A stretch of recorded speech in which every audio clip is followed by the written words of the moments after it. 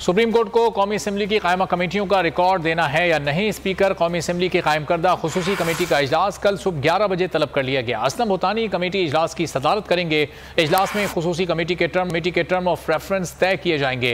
असलम भूतानी खुसूसी committee के क़याम से कबल सुप्रीम कोर्ट को रिकॉर्ड देने की ऐवान में खुद मुखालफत कर चुके हैं। मजीद जानेंगे deputy bureau chief Islamabad Ali शेर हमारे साथ मौजूद हैं। अली शेर, क्या अपडेट्स हैं आपके पास होने जा रहे हैं?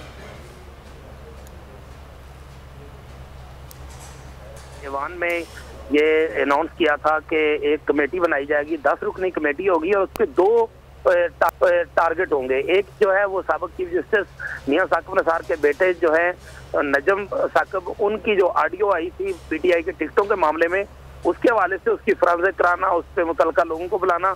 और दूसरा इंपॉर्टेंट जो था कि सुप्रीम कोर्ट ने जो रिकॉर्ड मांगा था कौमी असम्बली ऐवान में होने वाली तकरीरों का और कायमा कमेटियों का practice and supreme court practice and procedure bill के मामले में, तो उसके देने या ना देने के हवाले से ये 2 टारगेट दिए गए हैं इस कमेटी को। इसका इजलास जो है वो कल 11 बजे बुला लिया गया है। पहले इजलास में टीओआर तय किए जाएंगे और मुमकिन तौर पर एजेंडे को आगे बढ़ाया जाएगा, या कुछ ही देर बाद जो है या अगले दिन जो है इस इजलास की बाकायदा कार्रवाई अगली जो है। बहुत शुक्रिया अली शेर के लिए। Chief justice